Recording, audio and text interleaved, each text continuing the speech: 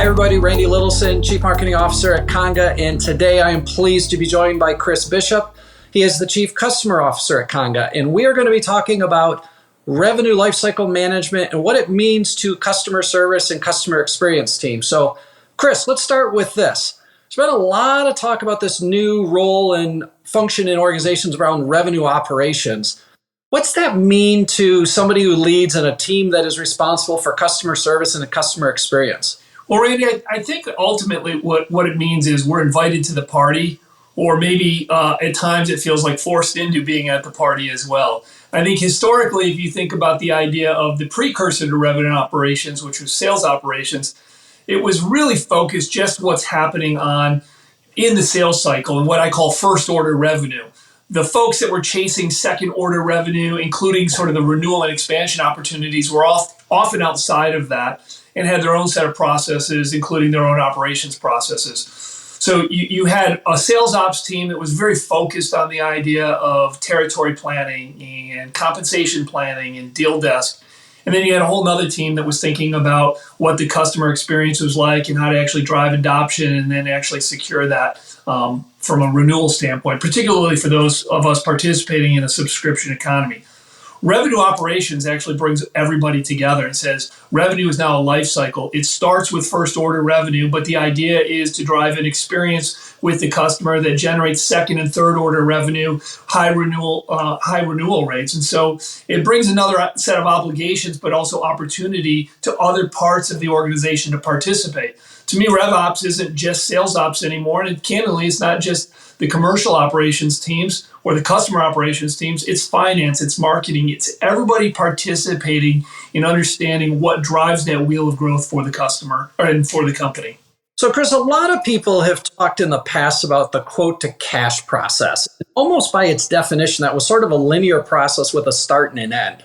You alluded to in your first answer to a revenue life cycle. What are the benefits to an organization to think of revenue as a life cycle? Well, I think my answer is going to really come from the position I have in the organization, which is as the Chief Customer Officer, I'm deeply interested in the customer journey.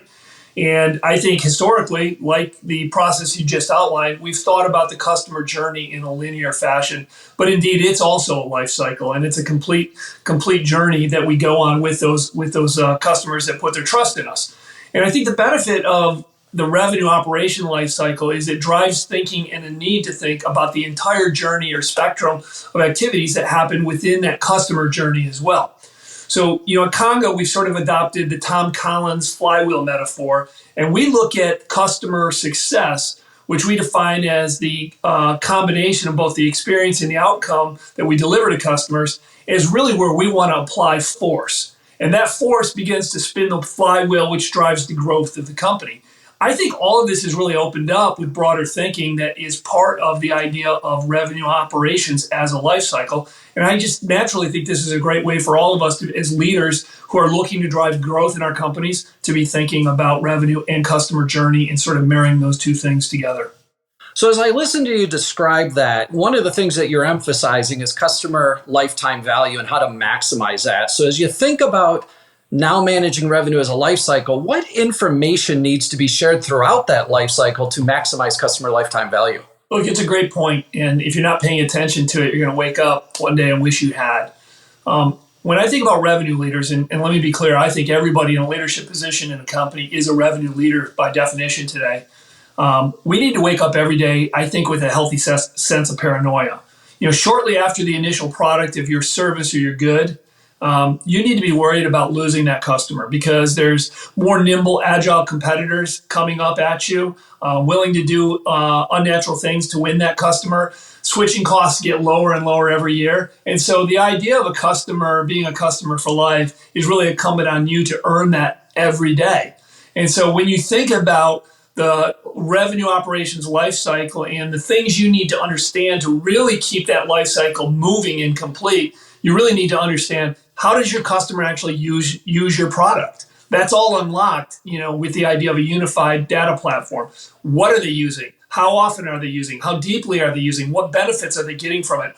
All of these things are critically important to really understand the experience and outcomes you're driving for your customers so that you can remain relevant. And the minute you take your eye off this is the minute somebody else is coming in to replace you. And that needs to be a scary thought for every revenue leader in every company. So, Chris, as you know, most of the companies that we are working with are tying this movement towards managing revenue as a life cycle to a broader digital transformation initiative. What have you learned in talking to all the customers that you talk to about what do they need to focus on to make that a success? It's a great question, and I've been working in and around these types of opportunities and projects for years, and I think it comes down to a few key principles. The first is if you want to have success with your transformation project, you've got to have a North Star. You've got to have a set of guidelines that are going to endure and guide your teams throughout that transformation. Otherwise, it just becomes another technology project where you're picking up what you've done today and putting it into new technology. So you have to have a clear set of guidelines and a North Star that you're shooting for.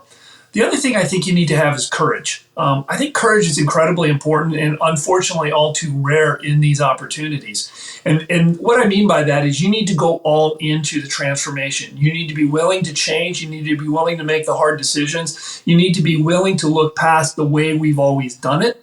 I think that's a failure point for way too many of these projects is we've always done it this way without thinking about how to actually utilize the software or the solution in a better, newer fashion to drive better, faster results.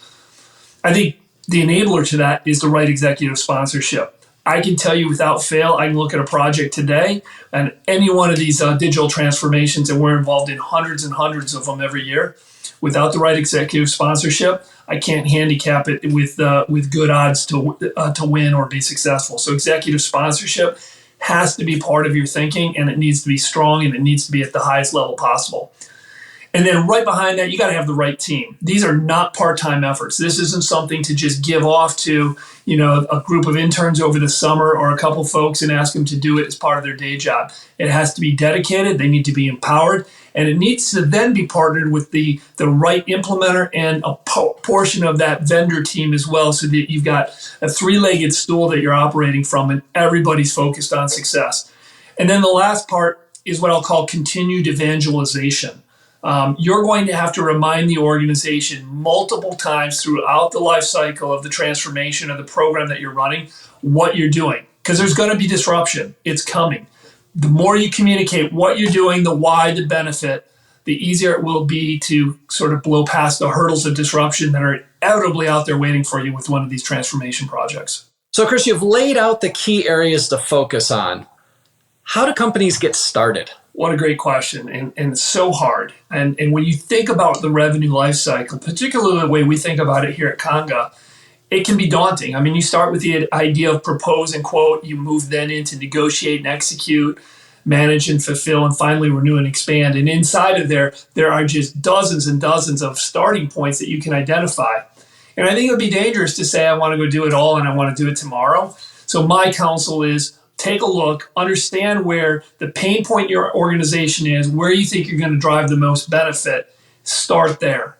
Start with a project, get quick wins, look to build a foundation, then go build upon that. I just think today's day and age, it's incumbent upon us as a solution provider, and honestly, as companies looking to adopt solutions, to really think about rapid deployment, quick wins, getting the users in. If you think about my previous comment about disruption in the form of confusion and continued evangelization, the number one thing that you're going to be able to use is quick wins and success. And if you do that, you just iterate from there. And I think that's the way to start with these modern transformation projects today.